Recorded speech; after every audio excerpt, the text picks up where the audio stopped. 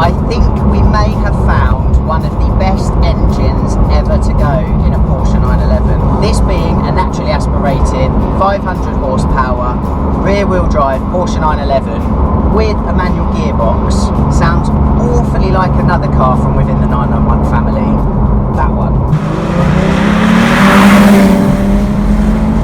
Without question, there's clear daylight between an R and a manual 991 GT3. However, my test here featured the track-biased manual Clubsport GT3, complete with fixed rear wing and roll cage.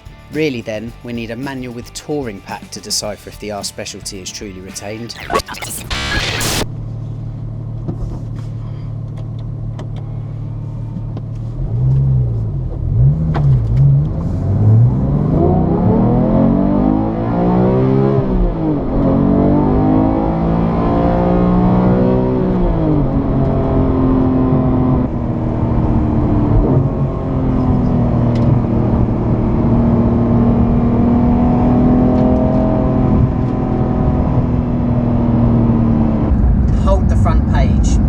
I shot that R versus manual GT3 Clubsport video a couple of weeks back, and for one reason or another I just haven't had time to edit the video and get it live, which is a good thing because here I am in Belgium at the wheel of a manual GT3 Touring, and I have to say this car is again a different twist to that manual GT3 Clubsport in more ways than I would have ever anticipated. So what is this GT3 Touring then?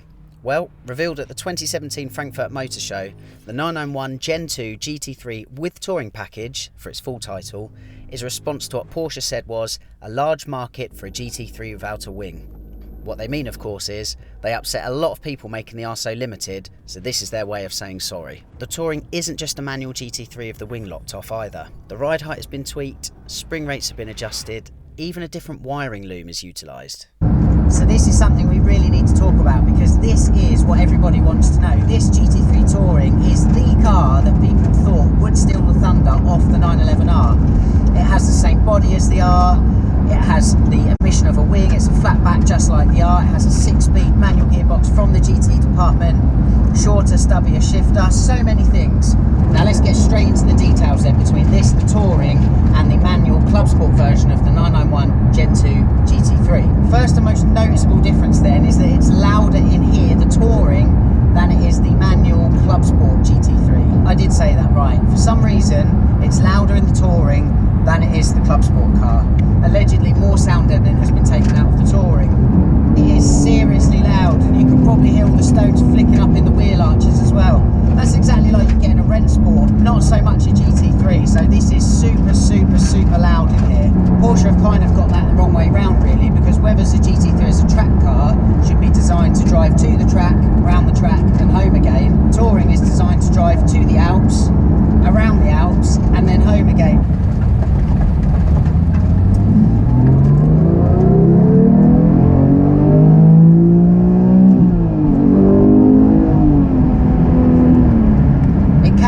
Droney, especially as the engine in this car is obviously a little bit more gruff, a little bit Metzger-like in tone than the engine in the R.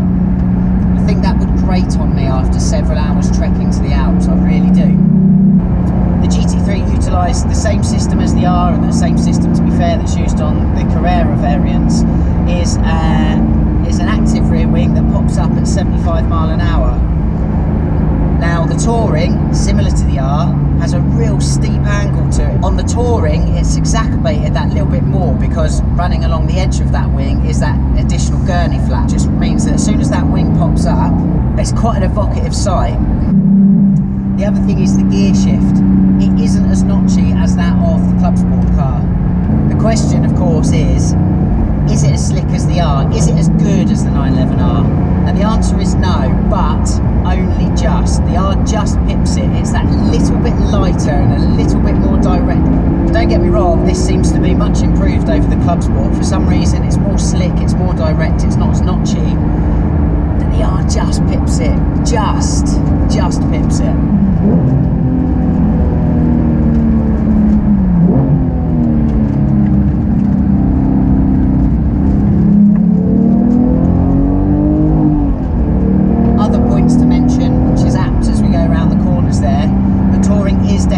softer. I mean, we would kind of expect that, to be fair, with it being more of a road bias car than the Clubsport. It's got a little bit more roll. It is similar to the R again, there's no question of that, but the R just constantly seems to have 10% over the GT3 Touring.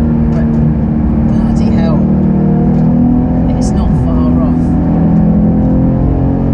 And it sounds amazing. Oh my god. Wowzers. The GT3 Touring then is a phenomenal 911. Of course, the question that everybody really wants to know is the Touring as good as the R? I'm still going to say no. I'm still going to say no. Don't get me wrong, it is sitting on its tail. I really, really believe that. But the R just retains that additional 10%, whether it be through its shift, its directness to its nose, I'd even say its throttle response. Definitely in its steering. The R steering is just a little bit lighter. But my god, this is an incredible car. An incredible car.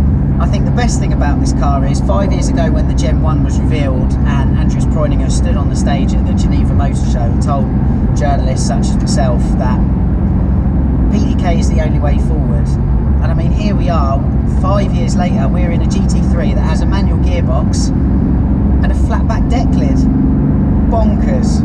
Kudos to you, Porsche, kudos. The Touring is a phenomenal car. It makes the GT3 properly usable on the road again, and that's something that really you would say the Gen 1 car did lack. The car's not perfect. I do think it is too loud in here. I wouldn't usually say that, particularly for a GT car, but again, this is a Touring. It really is my only gripe with the car. Everything else is amazing. I love that when I look out the side mirrors, I see those gorgeous hips of the wide body chassis. And yet when I look out the internal mirror, there's no fixed rear wing, just glorious Porsche flatback. It's manual, it's a good manual as well. It's plenty quick enough, the engine is absolutely stonking. But the R is just that little bit more special, it just retains that modicum of refineness, of finesse, I think is the word I'm looking for. However, not many people got their hands on the 911R and it caused minor outrage because the car was so exclusive, it was so hard to get a seat in one. GT3 Touring then really is the answer to the crisis that Porsche gave itself when it made the R so damn hard to get hold of. Because let me tell you, when you're sitting behind the wheel of a GT3 Touring, you can't feel shortchanged. And it's on that note, with that extra addenda, that I can end this video of 911R versus manual 901 GT3 with input from a Touring. I hope you guys enjoyed the video as always. Thank you so much for subscribing. Thank you so much for your support and for your feedback. I really want to make